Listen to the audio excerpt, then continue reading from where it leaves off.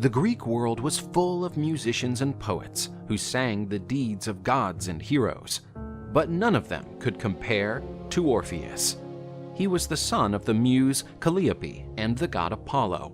From his mother, he inherited an unsurpassed melodious voice, and from his father, a talent for writing outstanding music. When he played his lyre offered by Apollo, the animals would calm down and stop to listen to him, and even the plants would swing to the music's rhythm. But Orpheus was not only a virtuous artist, he was also endowed with great courage. The young man was part of the Jason crew in his quest for the Golden Fleece. Thanks to Orpheus, the Argonauts escaped the seductive siren song, since the hero managed to muffle the deadly melody of sea creatures with his own music. After returning from the adventure, Orpheus met the beautiful Eurydice, falling in love. Eurydice was the biggest fan of Orpheus's songs. The young lady's passion for the songs often made him jealous of his own compositions. During the couple's marriage, dark omens pointed to a turbulent future. But nevertheless, the couple decided to live out their days as best they could. One day, while Eurydice was walking through the fields, she was spotted by Aristaeus, the beekeeper. The young woman ran away from the man who wanted to rape her, but she encountered her sad fate. In her escape through the grass, the unfortunate girl was stung by a snake. Eurydice failed to take many steps and fell to the ground. Upon hearing the news, Orpheus ran to meet his beloved. The young woman died in the arms of her lover before departing for the kingdom of Hades. With her beloved's body in his arms and making use of his powerful voice, Orpheus cried out the saddest lamentation of all. The happiness in his songs disappeared, and from that day on, only dismal and melancholic sounds came out of his lyre. The unhappy Orpheus turned to Zeus, the supreme Olympian god, asking him to bring his beloved wife back to life. Zeus said he could not interfere in the affairs of his brother Hades, but Orpheus could go to the world of the dead to converse with the god of the underworld, with Hermes by his side. Along with the messenger god, Orpheus descended to the world of the dead.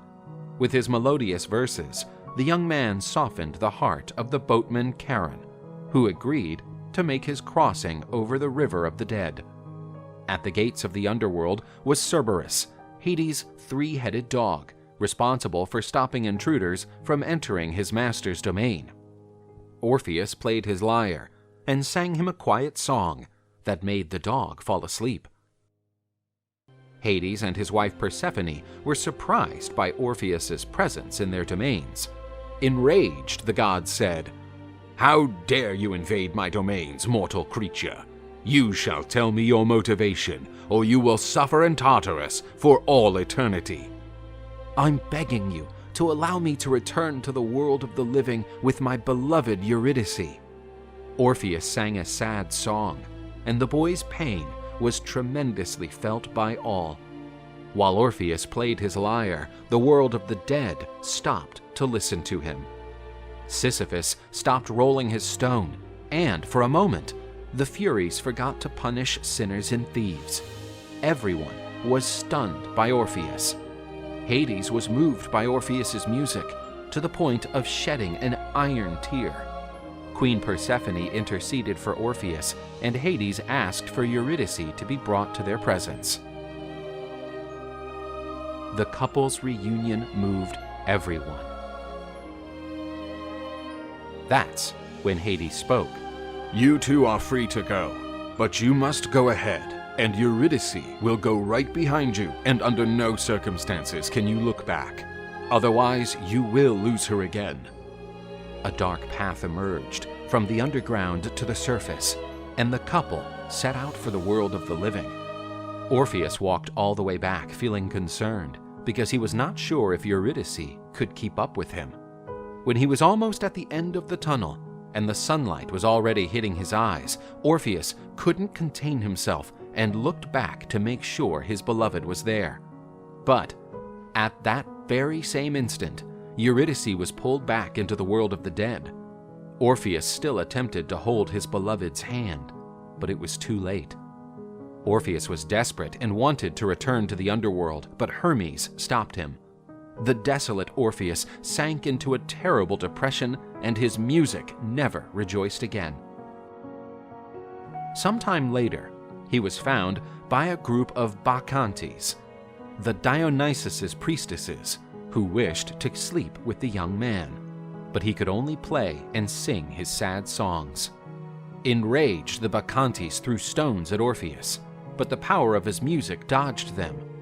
The Bacchantes decided to muffle the music with bells, screams, and drums. No longer protected by the music, Orpheus was killed and pierced by the Bacchantes. His remains, along with his lyre, were thrown into the river. The dismayed Muses picked his divine lyre and honored him by turning it into a constellation. Despite his sad end, Orpheus's spirit was free to meet his beloved Eurydice in the Champs-Élysées.